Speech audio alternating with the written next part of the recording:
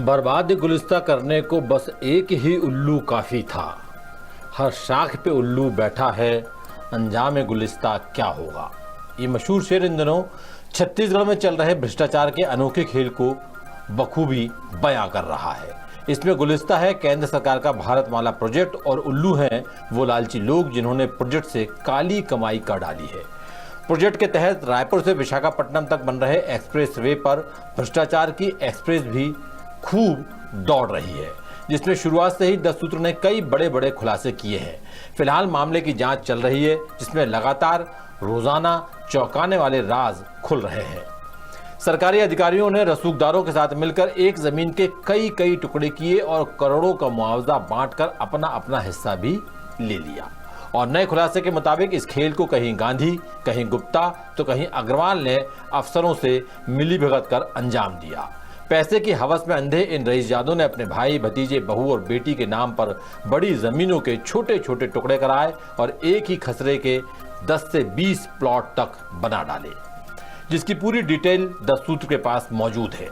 देखिए रायपुर से हमारे ब्यूरो चीफ अरुण तिवारी की ये खास रिपोर्ट।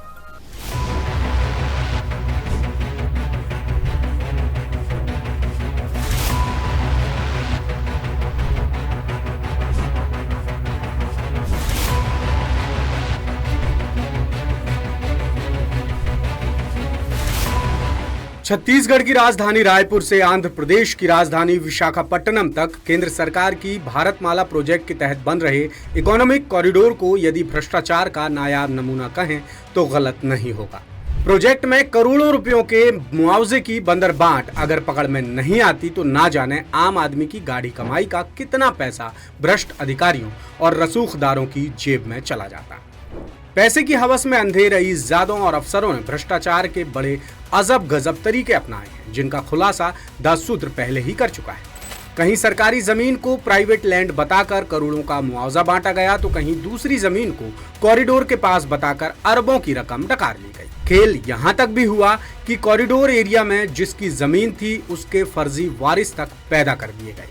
केंद्रीय जांच एजेंसी ईओडब्ल्यू की पड़ताल में भारतमाला प्रोजेक्ट में करप्शन की नई फाइल्स खुल रही हैं, जिसमें रईसजादों और सरकारी मुलाजिमों के गठजोड़ का हैरान कर देने वाला खुलासा हो रहा है। 10 सूत्र ने जब मामले की गहराई से पड़ताल की तो पता चला कि एक ही खसरे के कई मालिक पैदा हो गए हैं। रायपुर जिले के अभनपुर ब्लॉक के एक गांव के 16 खसरों की 6 एकड़ जमीन को 101 टुकड़ों में बांट दिया गया।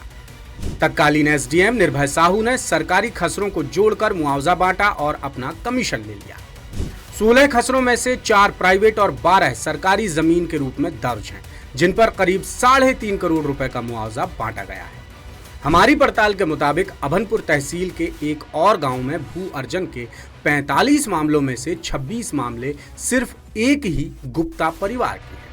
नोटिफिकेशन पब्लिश होने के बाद गांव की जमीन के टुकड़े कर नामांतरण कराए गए और करोड़ों रुपयों का मुआवजा बांट दिया गया। गुप्ता परिवार के राकेश गुप्ता, रितेश गुप्ता और ऋषि गुप्ता के नाम मुआवजे की लिस्ट में कई बार आए हैं, जिन्हें करीब 13 करोड़ रुपए का मुआवजा मिला है। भ्रष्टाचार के इस अनोखे खेल में गुप्ता के अलावा गांधी और अग्रवाल परिवार का नाम भी सामने आ रहा है। 10 सूत्र के पास उन तमाम खसरों और नक्शों की पूरी जानकारी उपलब्ध है, जिन्हें आधार बनाकर फर्जी तरीके से सरकारी खजाने से पैसे बांटे गए हैं। खसरा नंबर 1265। ये जमीन विनय कुमार गांधी समेत गांधी परिवार के कई सदस्यों के नाम पर दर्ज है, जिसके 7 टुकड़े किए गए हैं। खसरा नंबर 2026।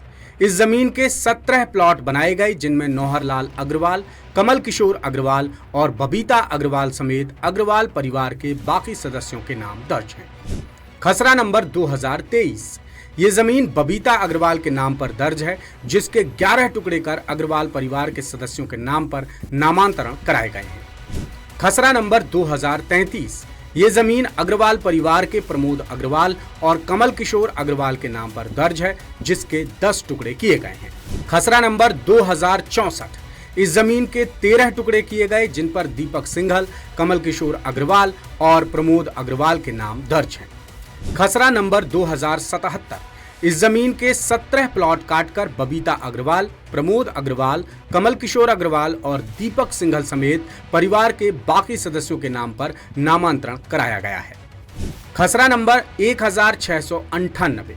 इस जमीन के 32 टुकड़े किए गए, जिन पर अग्रवाल परिवार के ही सदस्यों के नाम दर्ज हैं। ज्यादातर प्लॉट्स पर बबीता अग्रवाल, प्रमोद अग्रवाल और कमल किशोर अग्रवाल का नाम है। इस मामले में डिप्टी सीएम अरुण साव का बयान भी सामने आया है और उन्होंने भ्रष्टाचार पर पूरी कड़ाई से सख्ती बरतने की बात कही है।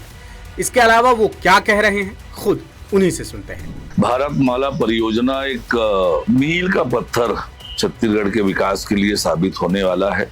सड़क के निर्माण तेज गति से हो रहा है। कामों की प्रगति देखने के लिए मैं स्वयं गया था। जहां तक भू अर्जन में उसके हुए घोटालों की जांच की है, तो सरकार ने एसीबी से जांच कराने का निर्णय किया है। जांच आगे बढ़ रही है और नियमानुसार जो भी जांच की कार्यवाही होगी वो आगे बढ़ेगा और जो भी दोषी पाए जाएंगे उस पर कार्यवाही होगी। कुल मिलाकर सरकारी अधिकारियों और रसूखदार लोगों ने बड़े शातिर तरीके से पूरे खेल को अंजाम दिया है। इससे पहले ईओडब्ल्यू घोटाले के मास्टरमाइंड हरमीत सिंह खनूजा समेत 4 आरोपियों को गिरफ्तार कर चुकी है, जिनमें उमा तिवारी, केदार तिवारी और विजय जैन नाम के शख्स शामिल हैं। फिलहाल जांच जारी है और आसार जताए जा रहे हैं कि मामले में अभी और भी कई बड़े खुलासे हो सकते हैं। लेटेस्ट, इन्वेस्टिगेटिव और इन डेप्थ खबरें देखने के लिए ज्वाइन कीजिए द सूत्र का व्हाट्सएप चैनल, सब्सक्राइब कीजिए यूट्यूब चैनल, लाइक कीजिए फेसबुक पेज और पढ़ते रहिए वेबसाइट www.daसूत्र.com।